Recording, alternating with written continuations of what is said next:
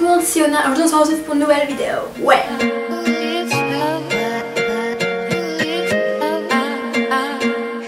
Je sais ce que tu vas me dire, mon petit Pierre, Paul, Jacques, Jean.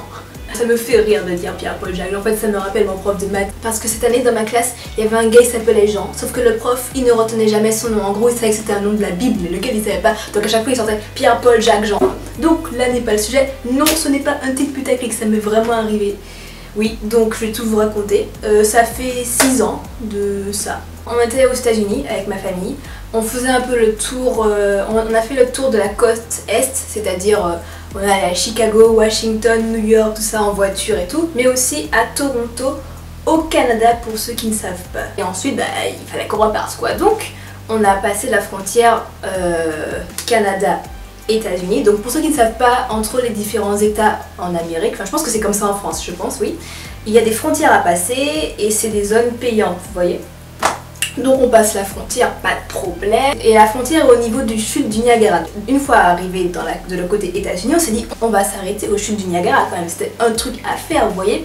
Parce qu'il y a plein d'attractions, tout ça, on pouvait même visiter les chutes. Donc on cherchait une place pour se garer. Sauf qu'en fait il y avait énormément de monde. Et mon père, en tant que personne très observatrice et ingénieur, il pointe du doigt quelque chose là-bas, il fait « Ah, mais tiens, c'est un parking ça !» Bon, nous, on n'était pas très sûrs, on se dit « Ah bon, ouais ?» Et bon, vu que c'est lui qui conduisait, il y est allé. Et plus on avançait, plus on s'est rendu compte que ce n'était pas un parking, mais en fait c'était la file indienne de voitures pour passer la frontière États-Unis-Canada. Alors qu'on venait tout juste de passer Canada-États-Unis. Voilà, nous on s'est dit bon on va pas chipoter, on va repasser la frontière, quitte à payer. Et là mon père il sort, mais non, on va s'arrêter, on va expliquer aux policiers qu'on s'est trompé. Voilà, oui mon père il vit sur une planète de bisounours, oui. Donc bref, nous on dit rien, de toute façon c'est lui qui conduit, il va sur le côté, il s'arrête. Là on voit étrangement qu'il y a des policiers qui commencent à nous regarder, tu vois, genre bizarre. Bon, encore une fois nous on dit rien. Et les policiers commencent à avancer vers nous. Donc on se dit cool, on va pouvoir s'expliquer. Et là, t'as mon père, il pose un pied par terre, tu vois, pour sortir de la voiture. Et t'as les policiers qui accourent encore plus vite et qui font Put your hand under your head. Oui bon, c'est vrai, j'oubliais que vous n'êtes pas tous bilingues. En gros ça veut dire mettez vos bras en haut de votre tête. Ouais bon, c'est plus stylé en anglais quand même. Bon on la refait. Put your hand under your head. Ah non mais en vrai j'avais tellement peur, enfin je me disais mais putain je vais finir en prison comme dans les séries. Franchement j'avais peur, plus j'étais jeune et tout, ma soeur aussi. Bon ma mère elle s'inquiétait plus pour en fait les bananes qu'il y avait dans la glacière de la voiture, puisque en fait il faut savoir qu'en passant une frontière on n'a pas le droit d'avoir de fruits exotiques je crois, et donc elle avait peur qu'on nous enlève les bananes. Oui bon, chacun sa peur. Et puis en plus c'était tellement humiliant, tu vois, ils nous ont fait sortir de la voiture parce qu'ils ont récupéré la voiture, ils ont fait sortir. Et on a dû marcher devant tout le monde, devant toute la file indienne là. Putain mais j'avais honte. Ok personne ne me connaissait mais rien que de savoir qu'on avait des fusils braqués sur nous. Et j'exagère pas, c'est vraiment comme ça que ça s'est passé. Donc ensuite ils nous ont conduits dans une salle, une sorte de poste, je sais pas, je savais même pas que ça existait ce genre de pièce dans des frontières. Il y avait environ une vingtaine de personnes dans notre cas.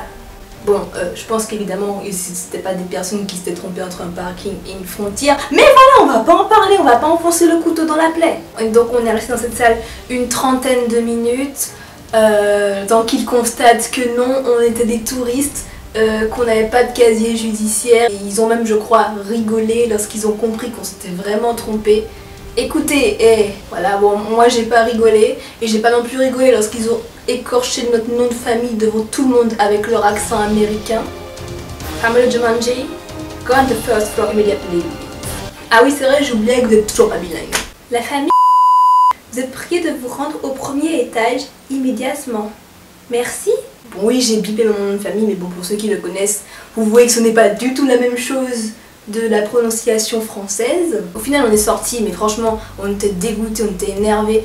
Bon bien sûr il restait les bananes dans la voiture, donc ma mère je pense qu'elle était rassurée. Ils nous ont rendu les clés de la voiture. Donc ensuite bon, on a dû repasser au final la frontière Canada-États-Unis. Donc en gros en 2 heures on a fait Canada-États-Unis, États-Unis-Canada, Canada-États-Unis, voilà.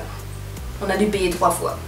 Quand on a expliqué aux contrôleurs de la deuxième frontière Canada-États-Unis qu'on s'était trompé, eux aussi se sont foutus de notre gueule. C'était pas drôle. Donc au final on a trouvé un parking près des chutes du Niagara. Mais on n'avait pas du tout la tête à descendre. Ça nous a carrément refroidi. Bon, heureusement c'était la fin du voyage. Bon, après c'était vraiment une mésaventure, mais j'ai quand même beaucoup apprécié mon voyage aux États-Unis. Mais c'est là qu'on voit quand même que les policiers américains sont quand même plus durs que les policiers français.